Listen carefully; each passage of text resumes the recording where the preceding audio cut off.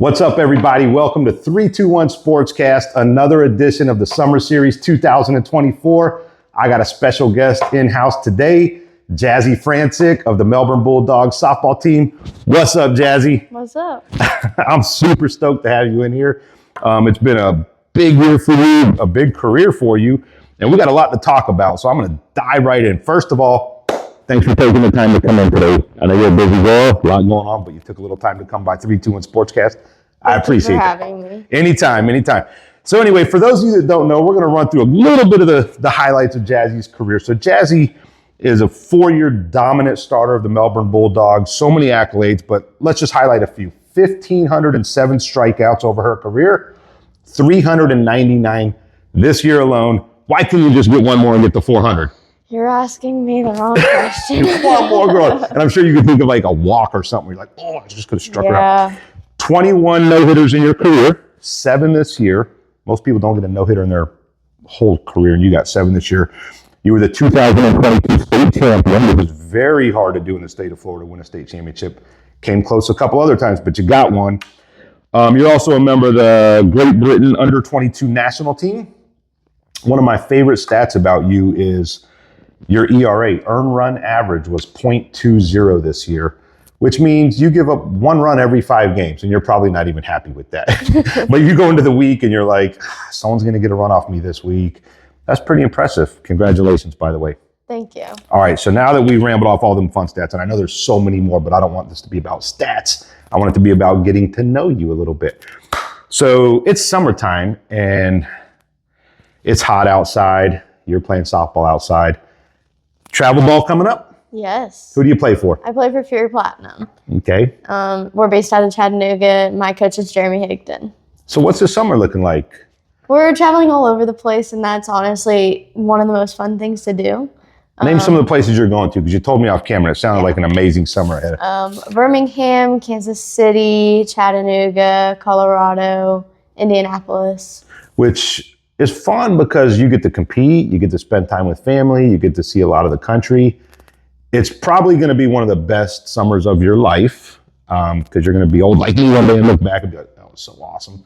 But it's going to be an amazing experience. So take it all in, enjoy it, and go out there and just keep kicking butt on the travel circuit. Let's go back a step. When did you start playing softball? So I think it was about 3 when I started playing T-ball baseball at Rockledge Little League, and then I probably started softball a few years later when they told me that there was the coach pitch option for Little League. But I started playing travel ball when I was 7, 8 years old. Oh, wow. So you got very... Was it something... How did you get into it? Did a family member just say, hey, let's throw the ball, let's hit the ball? I mean, do you remember how that is? 3, do you even remember? I don't really remember. I know that I was in both swimming and T-ball, and I kept up swimming and I kept up softball for quite a while, and then, pitching just won my heart. You like softball better than swimming? Yeah. Swimming can be brutal. You pitch with a lot of... How many pitches can you throw? Like, in a game, like, how many do you regularly throw? Probably I don't know. You throw a lot of junk, though, right? Yes. Was there a certain age when you, were you 7 when you were like, wow, I learned how to make that ball move. This is awesome. No, so I started with Coach Dana. Okay. And so he really focused me first on my mechanics to make sure I didn't get myself injured, and then on location. Okay. So first year, I'd say from 7 to 8 at least, it was fastballs. So let's work on the mechanics. Let's work on the location. And then once I proved to him, I think it was a 70% strike rate or 80% strike rate, then he taught me a changeup. Okay. And then once I proved that to him, I learned a drop ball. And then I messed up my fastball mechanics, so I had to unlearn the drop ball. Because you got used to throwing the drop ball so much that your fastball just kind of took the back burner. Yeah, so then I got rid of that, but then I started back with curveballs, screwballs, rise balls, and then... So that's like 6 pitches you already... Are there that many signals? Like, can your catch... Because your catcher only has one hand. They got the glove on the other hand. If they want to throw the 6th pitch, they go... Our signals are just... For high school, our signals were not like that. Okay, I don't know anything about... A little bit different. When did you know that you were destined to be better than the average softball player? Like, you're great in my opinion. You've set the bar high, but was there a certain time where you're like, this is me? Not really. I was always starting once I really figured out that I really liked pitching and I really enjoyed it. And I was like, I want to keep pitching. I always had that dream of going and playing at Division I schools or a Division I school, and playing at Florida State was always one of my dreams. And, I didn't really ever realize that I could be recruited by them. I don't think until September 1st of junior year when when coaches could first reach out to us. I don't think it was until then that I realized where I actually was as a player, because when I saw my phone light up at midnight, I was like, oh, she's calling me? Florida State. Coach is calling me? Florida State said they want to Zoom with me? This isn't real. So I got so many things I want to talk to you about. So you were a Florida State fan growing up, softball fan. Was the recruiting process, were there a lot of other schools? They were obviously wanting you, but were you just like, sorry, y'all? Oh.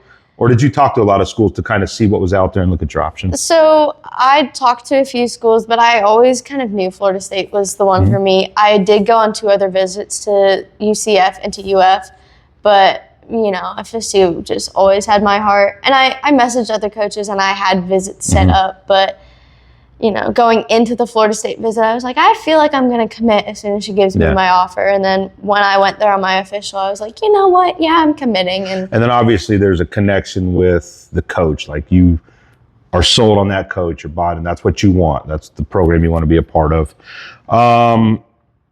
Let's get into working out and conditioning. Is there any, aside from just being a pitcher, is there anything physically you do that helps your game? Yeah, so I have a regimen from Florida State now that I'm signed. They can give me one to help prepare me for the fall and workouts in the fall.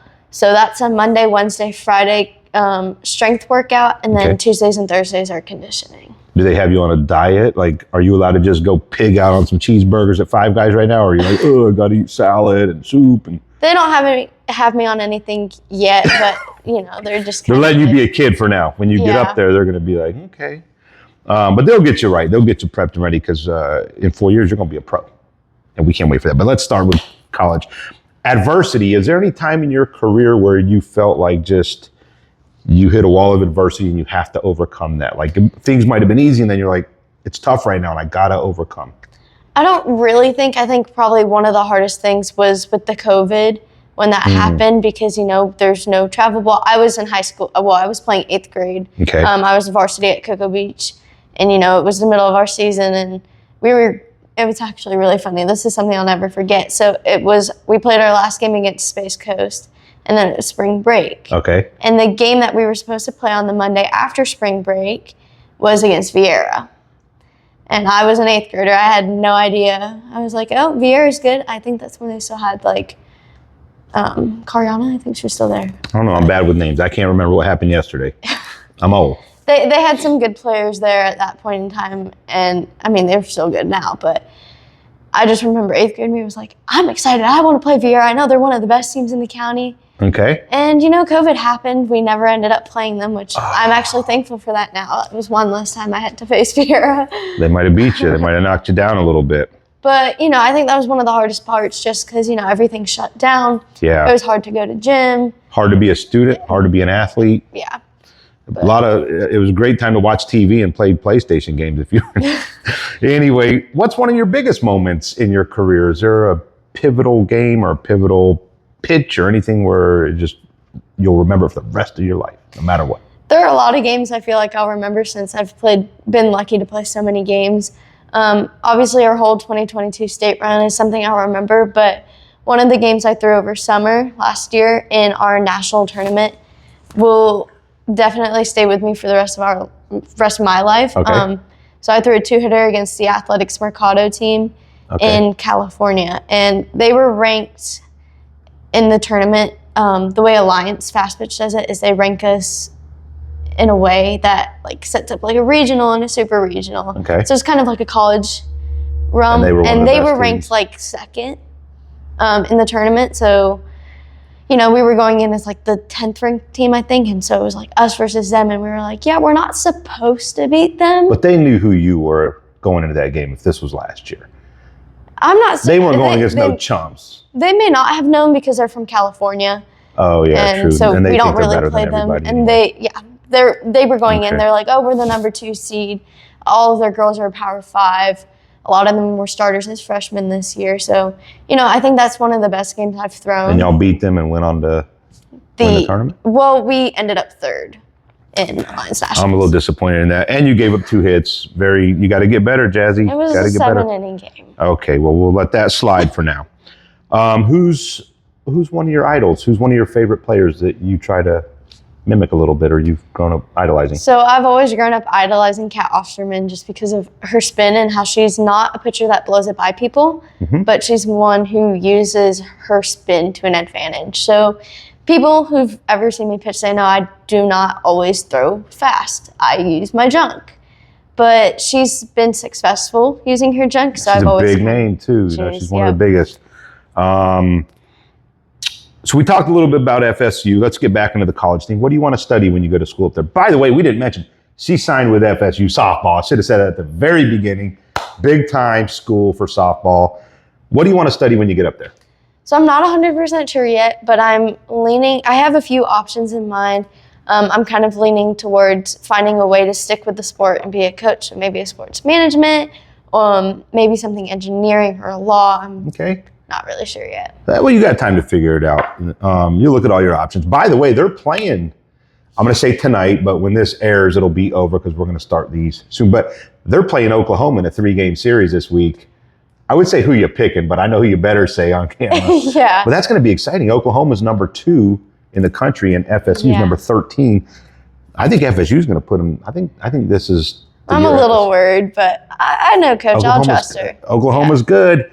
So you had obviously a great run at Melbourne, and a lot of your success also comes from teammates. And you have a catcher that you worked with for 4 years, and y'all got to know each other very well in terms of reading each other's mind and working together and chemistry. Super important in winning, right? Alicia Thompson. What's up, Alicia? We gotta give her a shout out, by the way. Tell us what that's like. Tell us a little bit about your relationship with her and what that was like to work with her for 4 years. Yeah, so when I met her freshman year, it was funny. She was a little scared to catch me because she had gone in and Alyssa Arnold had been her pitcher for years, like throughout travel ball. And she didn't know who I was. I didn't really know who she was. But I just remember she told me that when we did our fall ball tryouts and they told her that she was catching me, she was like, I'm not going to make the team. I'm not going to make the team. I'm not going to be able to catch Jazzy. But, we've grown up now the last 4 years together, and we've worked out so much together. And she's become one of my really close friends just because, she has my back. I have her back. You've been through everything together. And we've been through everything, yeah. And she's obviously done a great job because catching is not easy. No, it is It's kind of like a lineman in football. They don't get a lot of credit, but just putting on the catcher's gear makes me never want to catch in my life. Not that but kudos to her for doing such a great job and a lot of credit to her for y'all's success. When you're not playing softball, when you're not training softball, when you're not working on schoolwork, what are some of your hobbies? So I love to read. Okay, I hate to read. I love to go hiking. Awesome. So every time we go away for a tournament, like when we went to Colorado last year, we went and we hiked around Boulder. The year before, we hiked around Estes. We're going to hike somewhere this year. I have a few places in mind. Very cool. We hiked in California. We're going to hike wherever we go because, it's just, I love getting outside and getting moving. Okay. And then I also am a fan of doing interviews and editing. Lights the camera. Not scared of the camera. You're doing very good. I did some hiking over Christmas time. I went to the Carolinas to a place called Transylvania County. Very nice. If you ever get to North Carolina, there's an area that has like the most waterfalls per like square mile or whatever. I was dumb enough to go walking out in the woods like 8 miles without water, without a knife, anything, until someone told me there's bears out there and I need to carry a knife. So anyway, be careful out there hiking. In Colorado, there's moose and bears and everything else. But that's exciting. Hiking is an amazing, therapeutic, fun exercise thing. Any other summer plans? I know you're going to be traveling for softball. Probably just giving lessons and hanging out with some of my friends before we all leave for college or before I leave for college and they still are in high school. It's going to go by fast, and unfortunately, summer always does. What about, I'm a foodie. I love food. What's your favorite food? I'm going to go with steak for like a meal. Steak, okay. How do you like your steaks cooked? Medium. Medium. Please tell me you don't put ketchup on a steak. I don't. Yes, thank goodness. A1 sauce? Mm-mm. Heinz 57? Mm-mm. Just good seasoning. Yes. All right, cool. In the game of softball, do you ever find yourself talking smack to an opponent? Like in basketball, they talk trash. It's all about the Instagram clip. Do you get into that at all? Not really. You know, some games I obviously go in, and I try to go in every game with the mindset of they're not beating me. None of the hitters are going to beat me, but I don't get into the trash talk. I don't think it's right. Yeah. It's not a good look. No, but to be great, you have to be confident. And sometimes there's a slight touch of arrogance that you have to have. And do you ever like strike out one of the best hitters and you're like, yeah, get you some? Not really. No? I mean, every once in a while, depending on the situation. You know, flex on her, like after she's walking the dog, go, what? No, I mean, if it's like when we played Bartow the other day, they had 2 runners on. It was the only inning they had runners on besides the 8th inning. You know, I got a back-to-back strikeouts, and yeah, I gave a small fist pump, but I don't enjoy the big, a little bit. Plus, I don't think FSU wants you being a show-off. They just want you to go there and throw hard and do what you do. Stay true to myself. Florida State in the Super Regionals tonight. I'm pretty pumped about that. Anybody, in closing, is there anybody who's been in your corner that supported you, helped you want to just give a shout-out to? Give a thanks to? Definitely my parents. They've done so many sacrifices for me, building me my wall in my backyard that we showed you a picture of a few minutes ago. By the way. Yeah, it's one of the biggest things. And then my high school coach, Coach Dan, has been through it for, 4 years. He was there for the whole 22 run and knows all the turmoil that went down in the middle of the season and everything. And then probably also my travel coach, Coach Jeremy. Coach Jeremy, what up? And aside from college, you have aspirations of being in the 2028 Olympics I read about. That would be cool, right? Yeah. Now, you have dual citizenship in Great Britain? Yes. Did I say that? I'm terrible with that kind of stuff. What if the USA offers you a spot? Is that going to be a huge decision? That would be a huge decision because, I think it'd be I know USA has a ton of opportunities. They have the whole pick of the United States for people. Team GB is a lot smaller because there are less athletes. So I feel like it'd be almost a bigger honor to represent GB just because, that's where my mom's from. But either one would be pretty Either cool. one would be And you'll make that decision. But anyway, I appreciate you taking the time, Jazzy. It was so awesome to get to meet you. I'm a fan. I can't wait to watch you play some college ball and be cheering on. I got to get an FSU shirt now, I'm an Arkansas boy, so it's not too bad. But I do appreciate you taking the time to come by the studio. Y'all, Jazzy Francik, we got to know a little bit more about him. About her. It's been awesome. About him. Y'all have a good day, and thanks again for coming in. This has been the summer series of 2024 321 Sportscast. I'm Tracy Rheaume. We out.